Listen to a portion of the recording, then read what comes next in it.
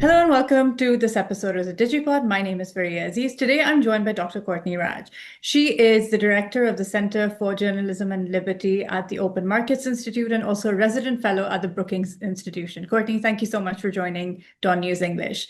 We're discussing a recent investigation by Reuters about Meta AI chatbot rules for allowing sensual chats with children. But this is just one of many incidents that we hear of with respect to chatbots, AI, especially with respect to social harm or self-harm even.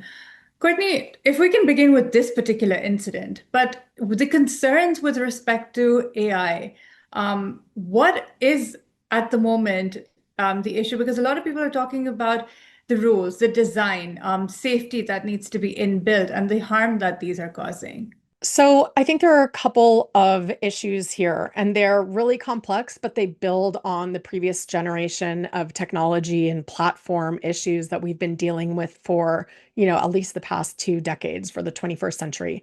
So first is, chatbots are predictive algorithms with an interface and an anthropomorphic overlay that makes people use them and interact with them in ways that often is really personal. They share a lot of personal information, but ultimately the results that are coming out of these chatbots are simply predictive text or image-based results.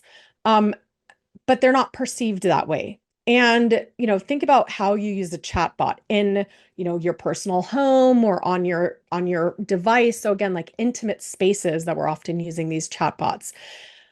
And as usual, Silicon Valley has developed a quite powerful, really disruptive technology in the absence of a legal regulatory framework to address how that technology is deployed, where liability for the technology errors, or we call them hallucinations, or other problems with chatbots, and having flouted existing laws, for example, copyright law, privacy law, etc.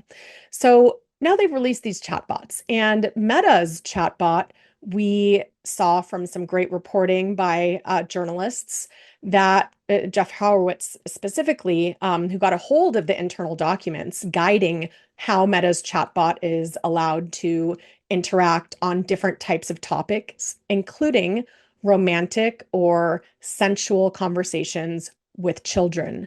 There are many other problematic revelations from those documents, but I think that is really what sparked concern around the world, including in Congress, where there is now, an investigation to look into that.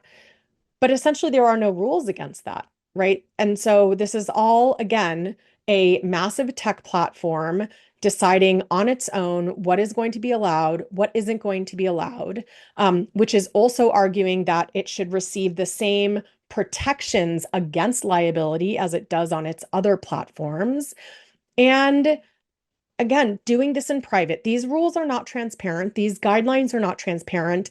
And it's very hard and oftentimes to opt out of using these generative AI tools because these platform monopolies are pushing them into the tools, services, and platforms that we already use and that will already dominate the information ecosystem. Absolutely, they're integrated. It's not as if you're opting necessarily because it's already part of a service that you were using, and now that's another feature.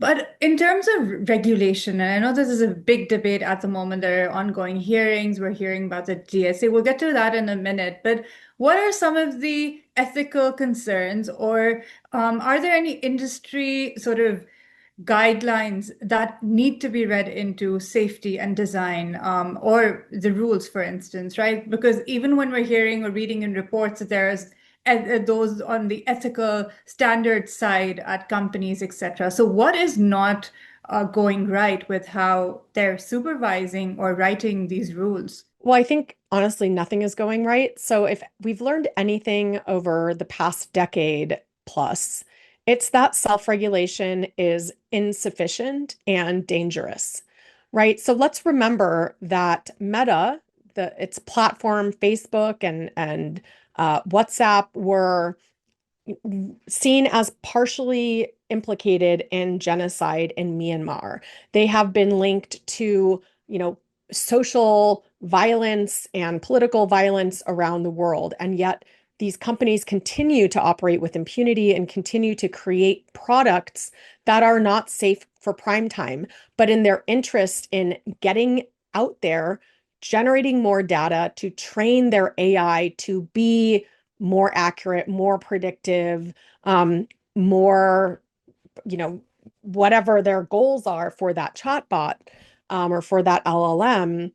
They're doing this in the absence of a legal regulatory framework in the United States, which has an impact around the world. Now, most countries also don't have frameworks to deal with generative AI because it takes time to develop law and it takes time to develop regulation. It takes political will. And right now, we're seeing the Trump administration weaponize trade policy, visa policy, and other types of policies to deter countries from imposing regulations on AI, on platforms and content moderation, on their digital services, digital taxes, etc., in an effort to protect the biggest players, protect American monopolies, protect American hegemony, and undermine the digital sovereignty of every other country. So, what happens here in the United States does have impacts on people around the world because these dominant platforms, are the way that we search for information. They're the way that we engage with other people, communicate. So, it's really hard to opt out of using these platforms. And so, what we're seeing is that, there are these movements for responsible AI and ethical AI, which is great. I mean, that's one approach. But one of the problems with the responsible AI or the ethical AI framework is that unlike a rights-based approach, there's no universal standard. There are no remedies, right? If you have a rights-based framework, then you have the International Human Rights Conventions, you have other long established international treaties and often national and local laws as well. And if you have a right, that means that when it's abrogated, you have access to remedy. There are remedies for those rights. It's not clear what the remedy for an unethical chatbot or rule is. And ethics are quite culturally contingent. There is no, universal declaration of human ethics. So I don't think that's sufficient. Furthermore, we need to have these, right now we're allowing these very sophisticated, manipulative products out onto the market with no safeguards. You cannot go create, a baby food company and just start pushing out baby food onto the market without meeting a bunch of safety guidelines, labor guidelines, complying with local regulations, etc. And yet we're doing things like AI therapists, AI companions, these chatbots, where people are literally getting medical advice, therapy, asking about, sexuality issues, and we've seen a lot of resultant self-harm. So we know that self-regulatory frameworks are insufficient, and yet we're also not seeing the policymakers step up to regulate these sufficiently. One thing I think that we should be considering is fiduciary responsibility for chatbots. So right now there are no guidelines on whose interests does that chatbot serve. I would assume, as with their other platforms, these chatbots are serving the interests of their corporate overlords, right? And we actually saw reporting in the New York Times recently that looked at Grok, which is Elon Musk's X chatbot based on his model, and how the outputs from that chatbot are directly linked to his political preferences and political, issues that he feels it's too woke. He says something and it changes the output. So I would definitely encourage your listeners to take a look at that because it's empirical evidence of just how much the chatbots can be manipulated to reflect the interests of their owners. So, again, with X, putting out Nazi, pro-Nazi, talking about white genocide in South Africa, these, really crazy perspectives. Similarly, you have evidence that Meta was censoring results that were critical of Trump. You also had that on X. So, we know that these are manipulated, and yet there are no responsibilities to the users of these products. So, what if we said, if you have a chatbot, you must align it, right? Part of the alignment with the human that's using it, with the interest of the human that's using it. That's not a 100% safeguard, but at least that says, all right, well, the goal of the chatbot is to serve the interests of this user, not Meta or Musk, not an advertiser. Imagine how an advertiser could say, well, we want to reach people who are having these kind of conversations with their chatbots and convince them to do X, Y, or Z. That is actually totally legal. And yet we have had this discussion in the past over subliminal advertising. In Europe, it's illegal. So we need to have those debates. We need to put in place the policies to create the guardrails and regulations that will ensure that this incredible innovation and technology potential goes along a direction that is in the interest of humanity, that is, not simply going to further consolidate the power of big tech or, big states like the United States and China. How do you go about adequately addressing the regulation challenge? Because, of course, we've been on the side of, well, state overreach can be a bad thing, and we recognize that. But again, lack of tech accountability, especially where there's immense social harm and there is evidence of social harm to young people, vulnerable, marginalized communities, all of this, which contradicts the values, so to speak, that were at one time espoused. Now, there's a DSA debate within the United States as well at the moment. If you could also bring us up to speed on how this is being viewed. So, is it about tech accountability? Is it censorship? And also, outside of the US, of course, whether it's the EU or elsewhere, there have been regulations. But when we talk about South Asia, for instance, these companies aren't even present, and so they're not bound. And there are a host of challenges where it is a very US-centric approach because the big tech is based in the US, and there is no trade, no regulation of that kind that is present elsewhere in the world to hold them accountable. Yes. So this is a problem because there is a limit. The tech platforms will argue that they do not fall under the jurisdiction of countries where, for sure, where they don't have a physical presence. But even if their, products are used quite a bit, they might nonetheless, they often do say that they're not, subject to jurisdiction. So what we're seeing now in the Trump administration is really an alignment of corporate interests, including technology, and the American government on a scope and a scale that I've never seen in my lifetime, and I don't think has existed for a long time, with the added dimension of AI and generative AI, which even, during the robber barons of previous eras, that was fundamentally different. So I think we're really seeing a form of technofascism where we are not permitting, we do not want to, we, meaning the Trump administration, does not want to permit countries to regulate their products, to regulate their information systems, to regulate their markets, whether that is imposing digital taxes, right? There are all these threats, calling it a barrier to trade, saying that they're targeting American companies. There are restrictions on, the ability of certain people to get visas who have been involved in the Digital Services Act, the DSA, under the guise that they're censoring Americans, which is just ridiculous.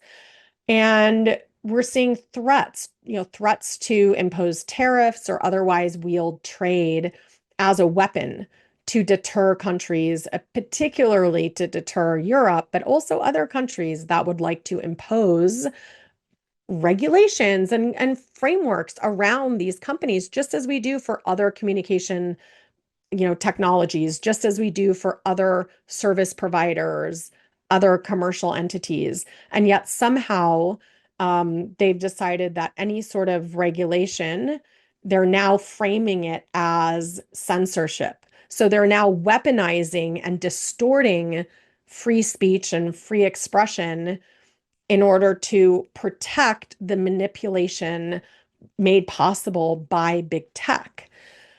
I think it's also problematic because it's not just that these companies are present in, around the world and are leading companies in many respects.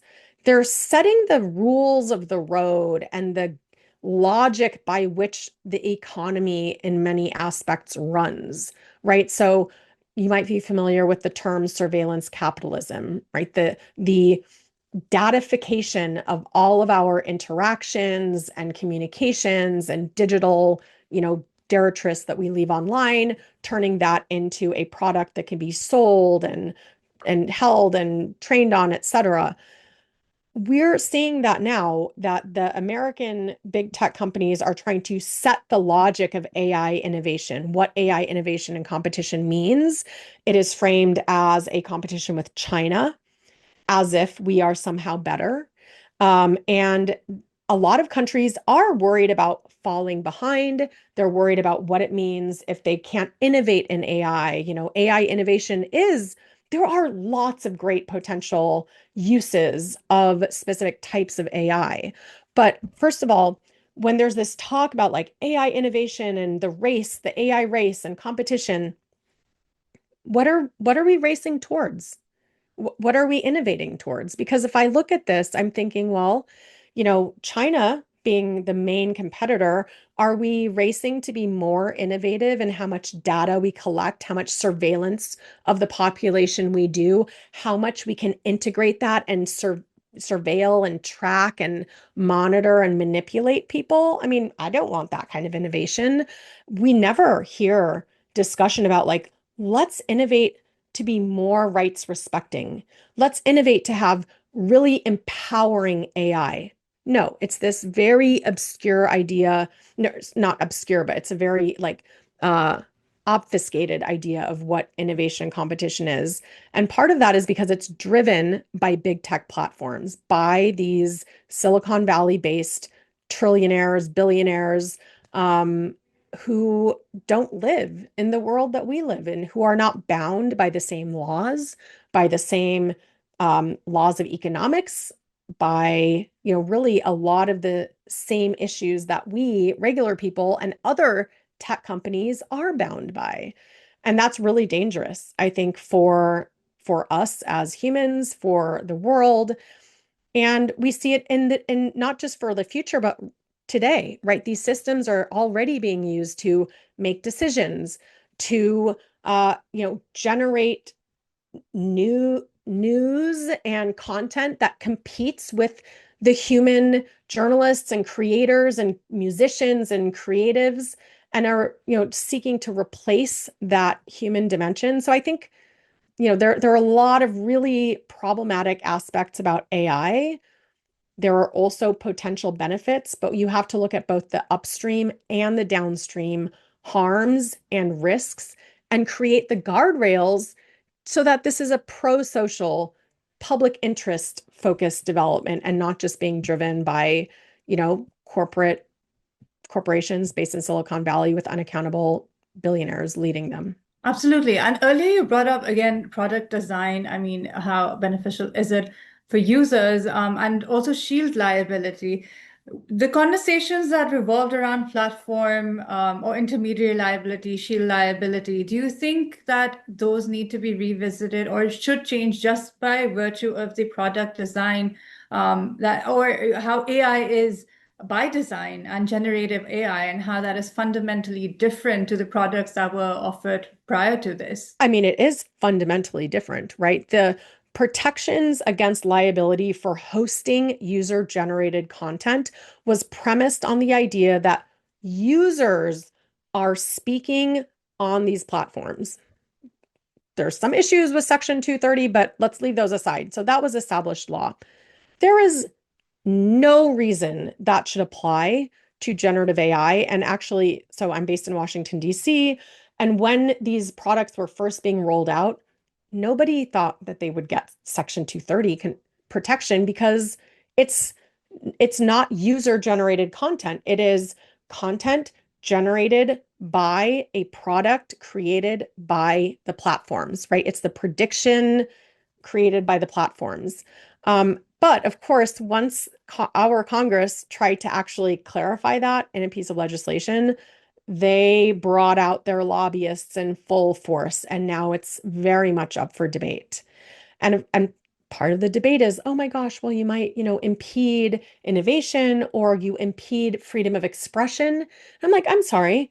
Why are we talking about human rights like freedom of expression and freedom of speech for inanimate objects like artificial intelligence, right? We're talking about generative AI outputs. And again, we're talking about prediction, we're talking about math, and the term hallucinations, which I despise, are errors. Those are errors, right? Those are predictive errors. It's either incorrect, non-existent, and if we talk about them as errors, then we can talk about things like error rates. So what is the acceptable error rate for an AI companion when it is interacting with a child, or an AI self-driving car, right? We're going to have different, we don't say that a self-driving car hallucinated when it crashed into the tree.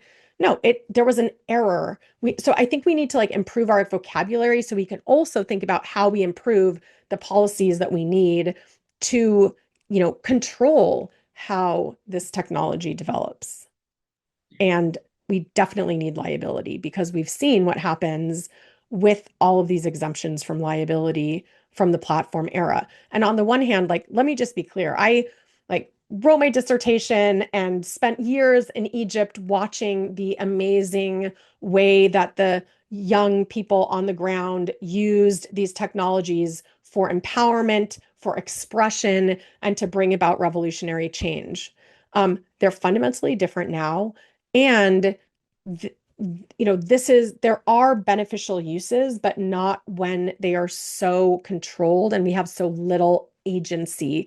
And when we haven't defined what path we generally want these to develop along. So where do you begin, especially where regulation or law, and again, in terms of the pace of how technology is developing and then policy making and laws catching up, but what would be the reasonable, balanced approach? And not just in terms of curbing state overreach, because the self-harm, social harm dimension of this and the pace of that is going in the direction where it's probably a lot of damage has already been done that is irreversible. Yes, right. And so again, we need to look at both upstream and downstream harm. So one thing that would somewhat slow some of the development, because it is developing very fast, much faster than lawmaking or regulation making or even voluntary codes of conduct making happens, right? And if you recall, there was this letter signed by, scores of AI company leaders, including Musk and others, to have a 6-month moratorium, but that everyone then ignored and just went out and did things anyways. We could enforce copyright, which is existing law. So the first principle is states and governments have a lot of existing laws on their books. They should be enforcing it.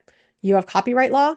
This is clearly a copyright infringement. The scraping of data to, without license, without consent, without compensation, without credit. And then in many cases, that being used to create market replacement products. Like those, whether you're talking about fair use or fair dealing or, exceptions to copyright, like in most countries in the world, it's illegal to do those sort of things, but we're not enforcing that, right? So also enforcing antitrust law and anti-competitive practices. So these dominant US companies have a data advantage, right? They have access to more usage data and all of the data that they need to improve their models. And there are three hyperscalers that dominate the cloud industry, which undergirds the entire AI ecosystem, Amazon, Google, and Microsoft.